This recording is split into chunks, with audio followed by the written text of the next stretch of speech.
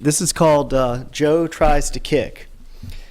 A skinny back boy, maybe 12 years old, sits in a kitchen in the morning dark. He has on sky blue pajamas and his hair is cut close to his head. In the dark, with his feet tucked Indian style in front of the baseboard heating duct, he sits next to a pair of work boots, dirty and stained. They let off a faint smell of diesel fuel. Outside, snowflakes like midwinter moths whip around a bare porch light left on by mistake. He leans in closer to the duct, trying to stay warm. The phone rings. Ring, ring, ring. He waits for someone else to get it and it stops mid the eighth ring. A few minutes later, a man, stooped from sleep, comes in from the hall and turns on the stove light. Embarrassed, the boy pulls into the wall, hoping he wouldn't be seen hiding in the dark there. He hears a cabinet open, a tin of cocoa powder, the clang of a spoon in a small pan. He sees the water, smells the sugar and the cocoa melting. The refrigerator door opens, closes. There's a small hiss, the smell of scalded milk, as the cocoa is poured into a steaming cup. The man sits there at a scarred kitchen table, puts his cup down, lights a cigarette. He hasn't seen the boy there yet. The boy thinks, this room smells like home. The cocoa, the cigarette, the smell from the boots. This is the smell of my father. Throughout his short life, the smell of diesel fuel will always remind him of his father. He rolls his head around, lifts his shoulders, trying now to get the man to notice him. Squirrely, what are you up to? The man laughs easy. I couldn't sleep, he lies as he turns, warming his back. The man smiles a bit, laughs again, and runs his hand through his coarse, sleep-shaped hair, but his face is pinched in worry. His eyes are half open. Are we going out to plow? Asked the boy. What? I guess you heard the phone, eh? The man lightens a little. His face, as he talks. No, I don't have to plow today. I think we got it all yesterday. I do have to go out, though. Can I go? I don't know, Squirrely. I have some things, and I have to go right now. I can be ready in 2 shakes, says the boy, and he's up, heading down the hall before the man has a chance to say no. Back in the kitchen, the boy has on his boots, jeans, a t-shirt, a flannel shirt, a scarf, a cap, gloves. He is a little man. Things are a bit untucked, and the man groans, shakes his head as he stoops down and adjusts everything into place, so the boy will be warm. His cigarette burns in his scowling face, inches from the boy's pink lips. The man opens the back door and cold slaps their faces. For a minute the boy thinks he wants to stay home. But the man leans over and the boy follows behind him, hiding from the wind. They punch new holes in the crusty drifts and make their way out to a rusty blue sedan. The car cranks many times before it starts. The boy knows he has to be quiet now as the man gooses it up to a good idle.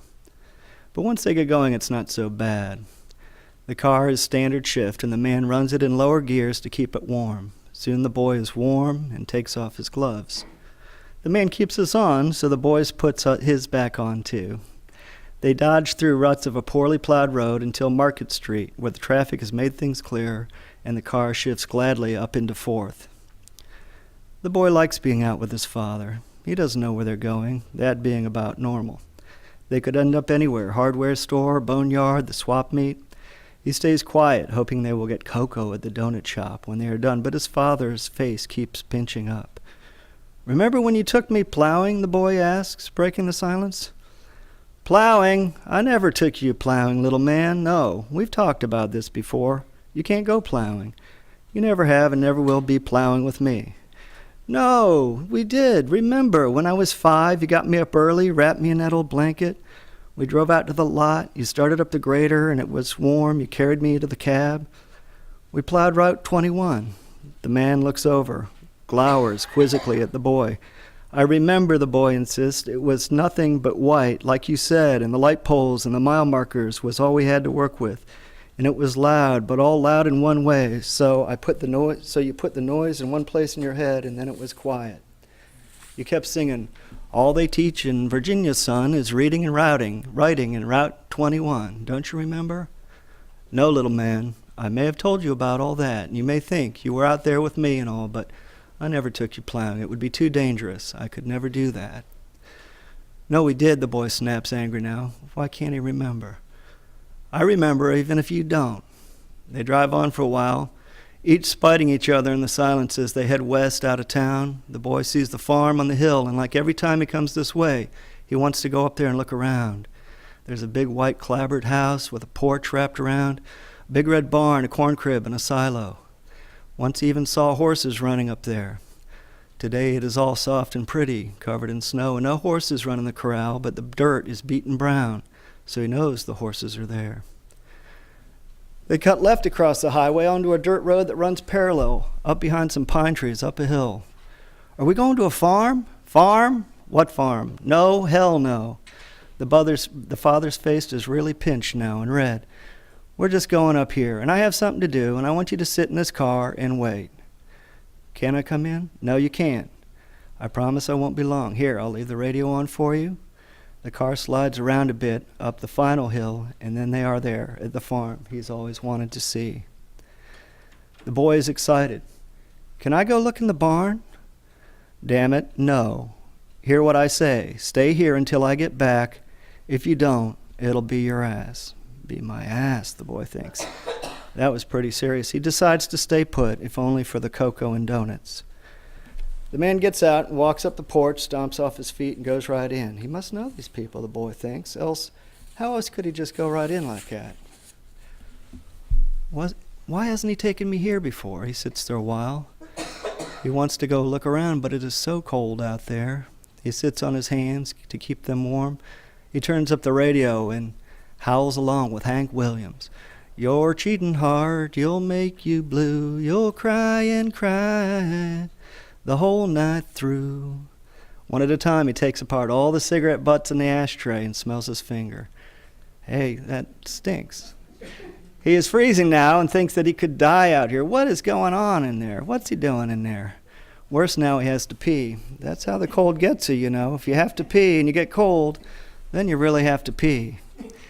He thinks about going into that barn. The door is open, and maybe he'd see some horses. He gets out of the car, and the wind slams the door shut, muffling Hank mid-yodel. Hoping his father didn't hear that, he heads for the barn, but it's rough going. No paths, drifts of snow.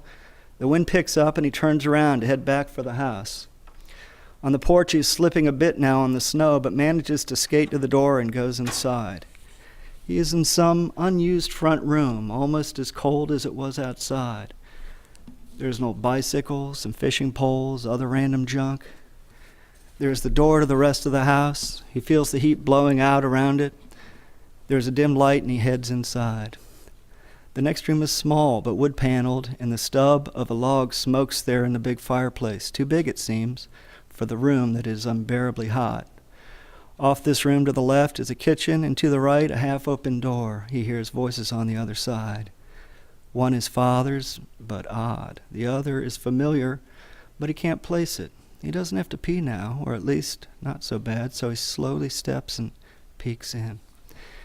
Inside, a bed with yellow-stained sheets, a dresser, a nightstand. His father sits on one far side, and someone, he can't see their face, sits naked next to him. A white back shivers and shakes bad. The bed rattles on the floor. Take it. If you don't eat this, I'm not coming out here again, damn it. His dad's voice is angry, but soft. This is a voice he doesn't know, scared, angry, pleading. If it doesn't take this time, I'm taking you in. The man's face turns to the spoon. It's the boy's uncle, his father's younger brother. He's never seen anything like this. Usually he's dressed, of course, but he's also always smiling, cutting up, poking, playing around. Now he needs a shave bad.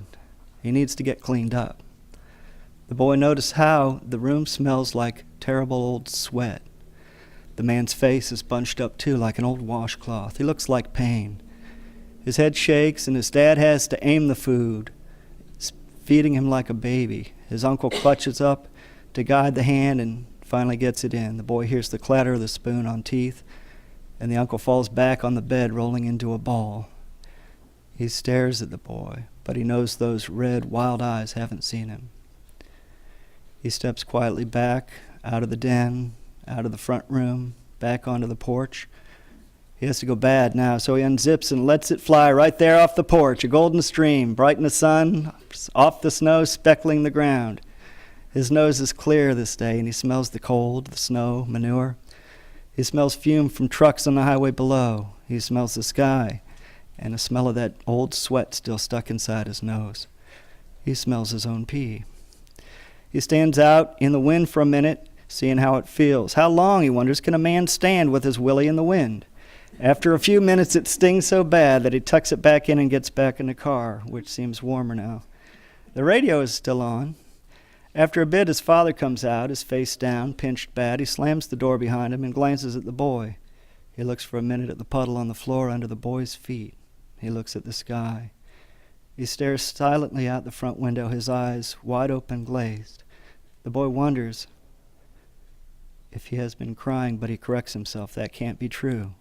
His father has never cried. The man cranks it up, and silently they roll back down the hill, sliding onto the highway, heading west. After a while, the boy asks again, "Remember when you took me plowing?" His father stares. He throws the car into fourth and then pulls one knee up to hold the wheel. He searches both pockets for a lighter in the pack, finds and lights one. One hand reaches out for the wheel, and the one with the cigarette rakes through his hair. He scratches a minute at the crown. He shifts down and winds it out a bit in third as he heads away past the farm, the hill, the house, away from his past, his brother. He answers, still staring weirdly ahead, but at least now the boy thinks, he sounds like my dad. "Yeah, Squirrely, I remember." He runs a hand through the boy's hair. "Let's go get some cocoa."